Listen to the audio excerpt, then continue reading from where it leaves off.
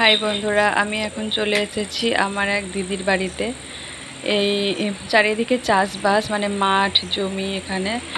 আর মাঠের ধারেই জায়গা আছে, সেখানেই বাড়ি তৈরি করেছে। আমার দিদি হলো, এটা হচ্ছে পিস্তুত দিদি, আমার বড় পিসির বড় মেয়ের বাড়ি।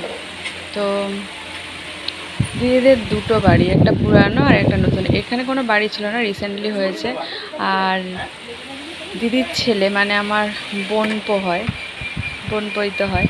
তো আমার থেকে অনেক বড়, কিন্তু সম্পর্কে বোনপো হয়। আমি আসিনি কখনো, সেই পিসির সঙ্গে ছোটোবেলায় এসেছিলাম। আর এই নতুন বাড়িতে রাস্তা দিয়ে যাই যখন দেখি, তো আজকে হঠাৎ এলাম একটা কাজের জন্য।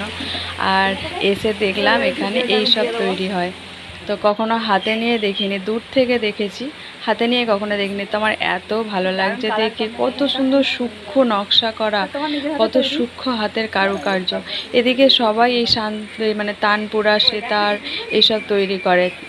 দেখি, সব সময় দেখি, কিন্তু এত কাছ থেকে হাত দিয়ে কখনো দেখিনি। তো নিজেদের মানে আত্মীয় বলেই হাত দিয়ে দেখতে দিচ্ছে।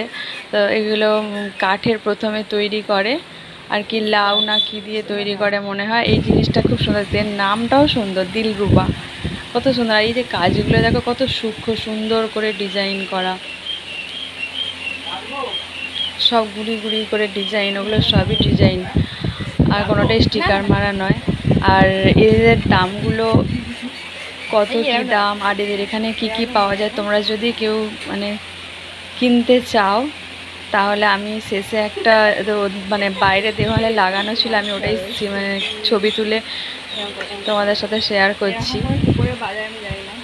তো কেমন লাগলো জিনিসগুলো, আর যদি কারোর প্রয়োজন লাগে তো আমার সাথে কন্ট্যাক্ট করতে পারো। আর এইগুলো হচ্ছে দাম বিভিন্ন জিনিসের। টাটা।